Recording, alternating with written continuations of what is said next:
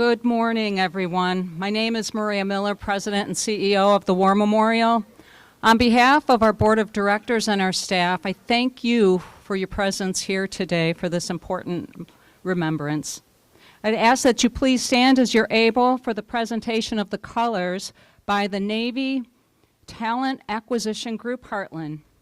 This will be immediately followed by the national anthem that will be performed by the Grosse Pointe South members of the choir there. Thank you.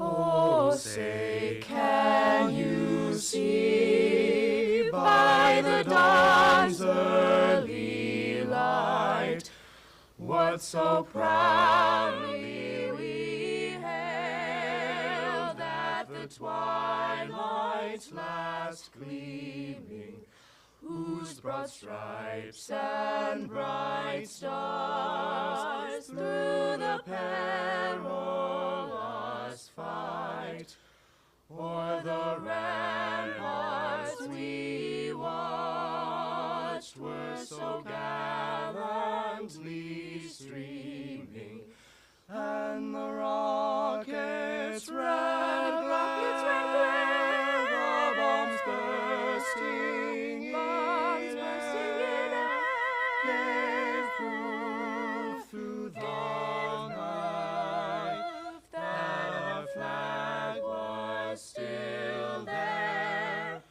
Oh, say, does that star-spangled banner yet wave o'er the land of the free and the home of the brave?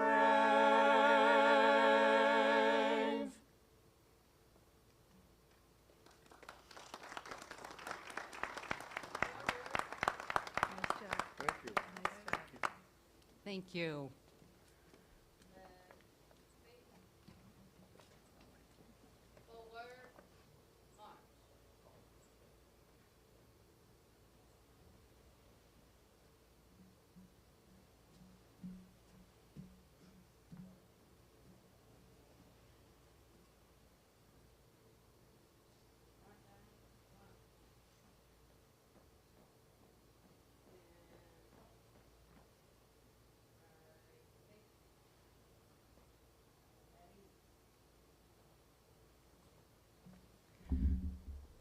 This morning we gather as a community to honor and reflect. And I'd like to begin by recognizing all first responders, veterans, and active military in attendance. Please stand if you are able so we can thank you and share some love.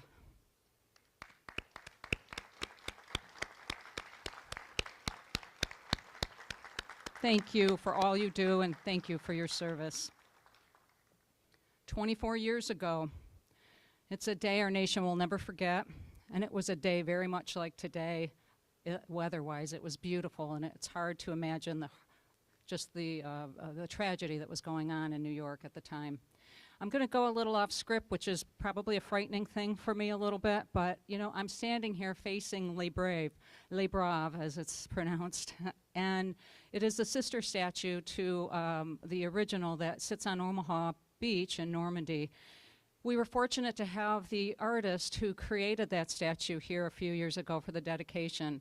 And while La Brave was possibly created and put on Omaha Beach to honor World War II, the symbolism from the artist, Anne-Laure Bonneau, she very much said she created it because of all the helter-skelter going on in the world. It was only placed in Omaha Beach on 2004, so 9/11 had already happened. There were other kinds of atrocities going on in the world. And that center pillar is rise up in freedom and symbolizes our rise up to inhumanity and barbarity. The wings on either side, we have wings of hope so that we can hope for a better future and a better world, and we can be united in that. And the wings on the other side are wings of fraternity so that we are always looking out for our brothers and our sisters as well as ourselves. And that really is also a symbolism of 9/11 for the first responders who rushed in to save those and against danger. So to me, it's a symbolism for all of that. This morning, we're honored to welcome our guest speaker, Ed Zier. He's a leading expert in the financial information services industry and author of Undaunted.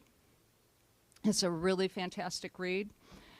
So I would encourage you all to take a look and take a peek at it. As COO of Baseline Financial Services in the early 2000s, he guided the company through a period of remarkable growth.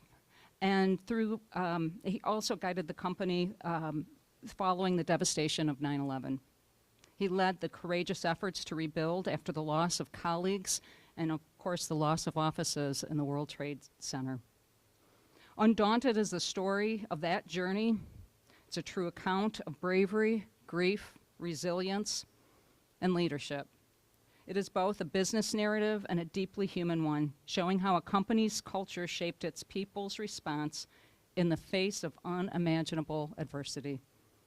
Ed Zier captures these events with a unique perspective, reminding us not only of the tragedy of that day, but also the enduring strength that can emerge from it. Please join me in welcoming Ed Zier.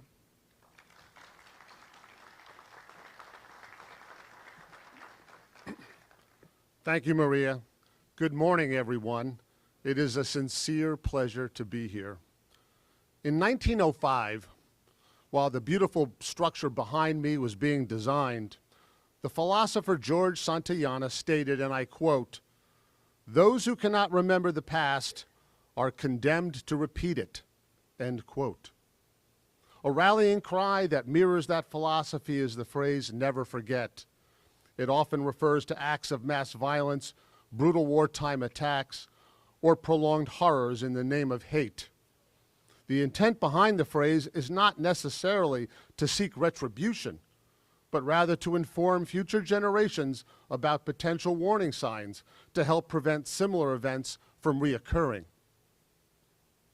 24 years ago, a tragedy known as 9/11 took its place among the infamous human-led catastrophes. I will never forget the day. It easily stands as the most devastating and surreal day of my life. Good friends and cherished colleagues were killed, the business I helped develop was destroyed, and our entire world was changed in an instant by an overwhelming, inconceivably coordinated act of mass murder and destruction. 2,977 innocent lives lost, 500 more than at Pearl Harbor. On 9/11, I was a senior manager with a financial software company called Baseline. In 1999, we moved onto the 77th and 78th floors of 2 World Trade Center, also known as the South Tower. Our success as a growing firm, coupled with our arrival at the iconic structure, instilled a deep corporate pride in my 200 colleagues. We were the proud result of American innovation and entrepreneurism. On the morning of 9/11, after American Airlines Flight 11 struck the other tower, the North Tower, at 8:46 a.m., many of my colleagues decided to flee, despite the dangers on the streets below. All of my coworkers, except for 16, fortuitously left before United Airlines 175 struck our tower at 9:03 a.m. between the floors of 78 and 84. It killed 4 of my colleagues who had remained on 78. The other 12 co-workers who were on 77 were thrown to the floor upon impact as ceiling tiles, black smoke, and other debris rained down on them. But they stood up, dusted themselves off, and instead of running for the exits, they gathered together. Despite the heat, smoke, and fatalistic thoughts, they acted as a team. Together, they examined 3 stairwells and took a bet on one, a smoke-filled staircase. The other 2 had caved in. One of those colleagues of mine was 7 months pregnant. The group found themselves moving at her speed on a 77-floor descent. Along the way, they encountered a woman in the stairwell who was nearly naked and covered in blood. 3 of my men went with her, also at her speed. One of them took off his T-shirt and used it as a tourniquet for this stranger. No one ran ahead. All 12 of my colleagues and the injured woman made it out just 10 minutes before the building collapsed. And thankfully, a healthy baby girl was born just 2 months later. To me, that great descent encapsulates American resolve and brotherhood.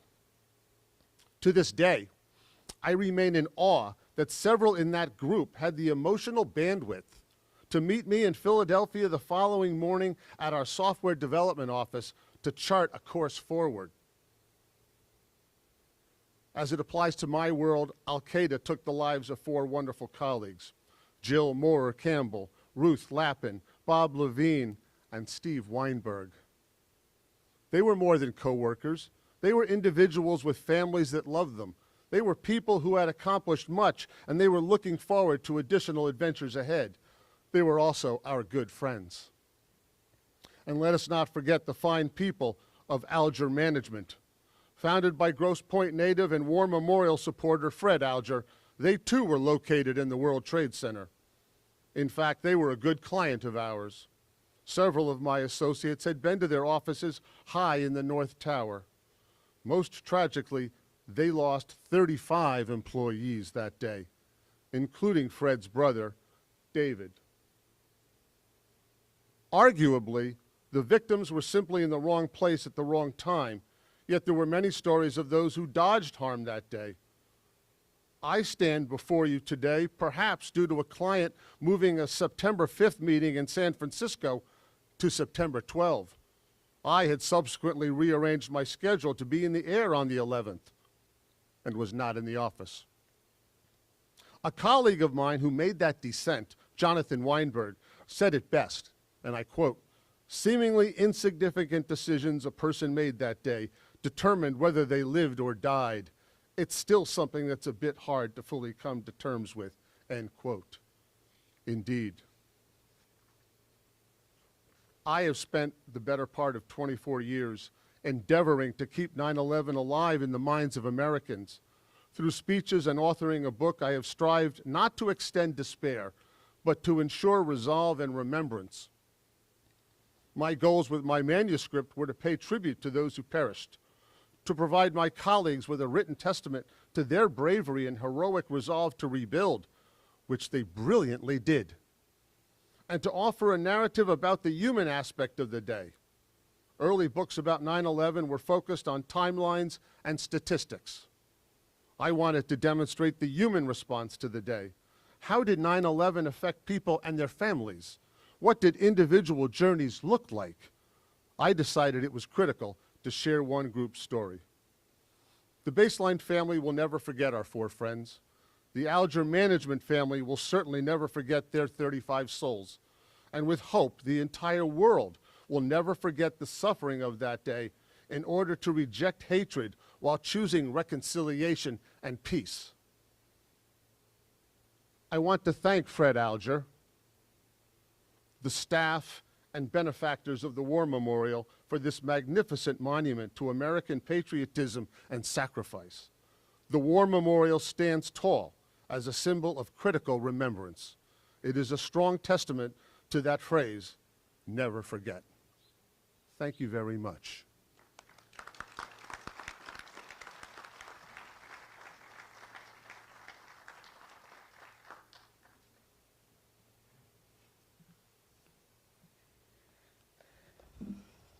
Thank you, Ed, for those reflective words and sharing the memory of your coworkers who are truly, sounds like your family as well. Let us always continue to use this day to remember all the lives that were lost on that day.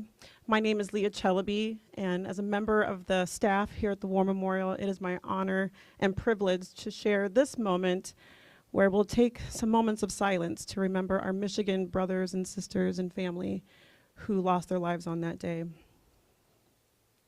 We will now observe a ringing of the bell and a moment of reflection for American Airlines Flight 11, which crashed into floors 93 through 99 of the North Tower at 8:46 a.m.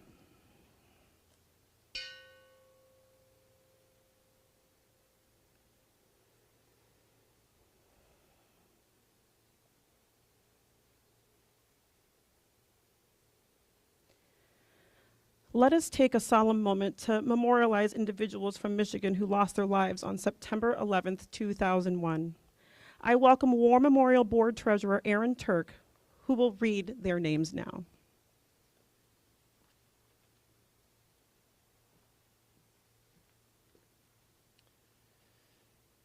Terrence Edward Adderley Jr., David Alger, Todd M.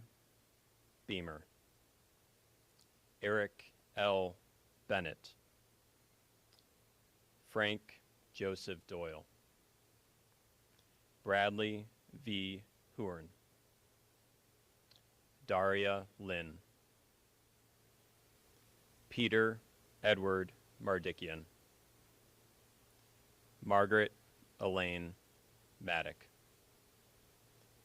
Albert Ogletree.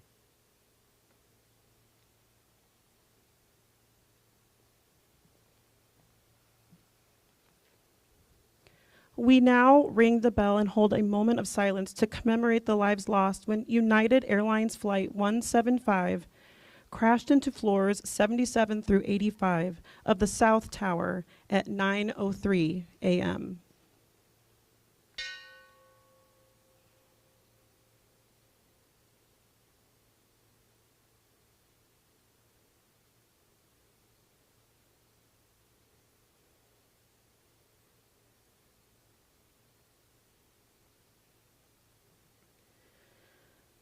Let's join our hearts with one another as we hear the last of the names of our fellow Michigan brothers and sisters spoken by War Memorial Board member Maureen Birdson.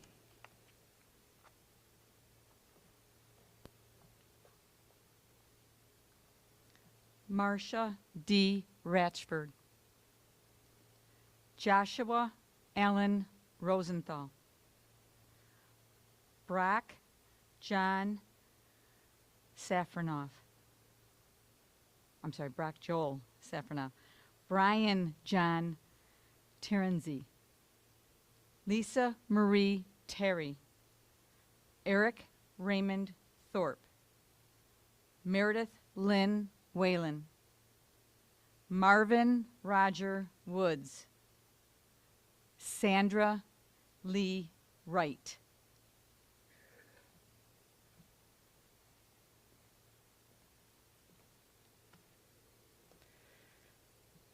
A final ringing and moment of silence is held for American Airlines Flight 77, which crashed into the Pentagon at 9:37 a.m., and United Airlines Flight 93, which crashed into an empty field near Shanksville, Pennsylvania at 10:03 a.m. We also honor our first responders who answered the call of duty and rushed into action to save lives on this day 24 years ago.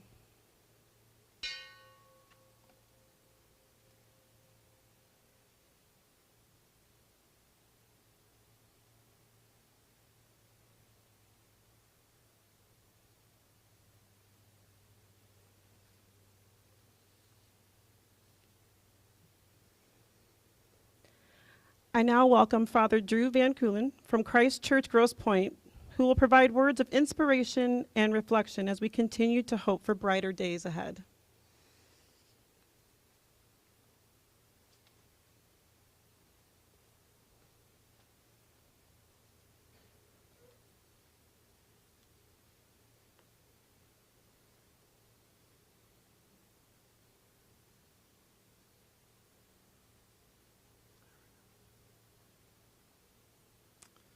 Good morning, friends.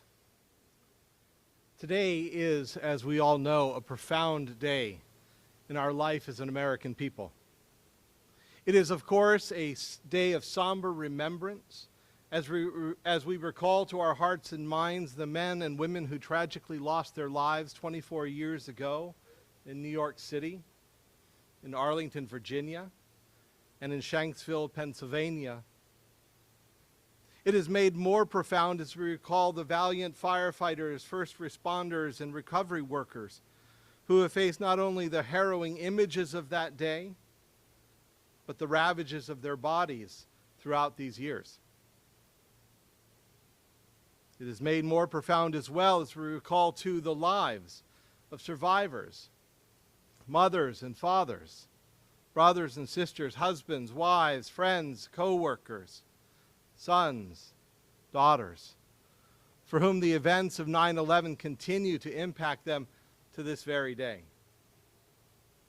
But this day, this particular September 11th, 2025, has a particular profundity in the wake of the assassination of Charlie Kirk yesterday. For his tragic death reminds us that the threat of political violence remains ever at hand. It is not something simply back in the day. It is something today that we must attend to within our society and within our world. And it begs the question, who, or better yet, what is our enemy? This is perhaps the most important question for us to consider. For if we fail to clearly understand our enemy, I assure you, all our efforts will be for naught. So allow me for a moment to recall a story for us all. A story many have heard through the years, but worthy of our attention again. On the night before he died, Jesus of Nazareth gathered with his friends, his disciples, for a meal. And there at that meal, he reminded them, or he shared with them, that one among them would betray him. You can imagine the tension that fills the air. Some begin to ask, who? And he says, the one to whom I give this bread. And then dipping this bread in wine, he places it in the hands of one of his disciples, Judas Iscariot. And then he faces a question. Perhaps the most important question of his life. What will he do now? He's faced with this same question. Who or what is his enemy? If he answers the question, who is his enemy, it is clear. It's Judas. Bind him. Beat him. Cast him out into the utter darkness. But he realizes that his enemy is not simply a person. The better question is, what is his enemy? Like Lebrov behind us, he understands that his enemy is not the person Judas, but the hatred, the violence, the way of domination that Judas represents. And so with that clarity in his mind, he's given another choice. He's faced with a personal choice. How will he respond to that enemy? And like Lebrov behind us, he chooses a path of hope and a path of freedom. And so he places the bread into Judas's hands and lets him go free. Now, I don't share this story with any hope of you going to church on Sunday. Right? I'm not here to encourage you to become a Christian. I recount this story to remind us that we must be clear about who, and better yet, what is our enemy. And our enemy is not a person or even a people. It was not simply the terrorists of that day, or Al-Qaeda more broadly, or Muslims more generally. Our enemy has always been a way of violence and domination and inhumanity. This is the enemy.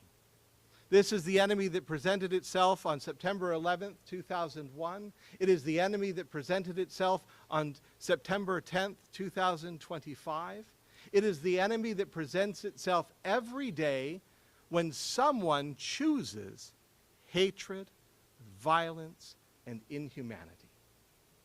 And this enemy can only be confronted by and within the human heart. And friends, let me say, that battle begins within each of us. The choice we make to pursue the way of hope and the way of freedom instead of the way of barbarism and hatred. May we choose a way of life, a way of hope, a way of freedom ourselves, in order that we might combat the enemy that lies ever at hand.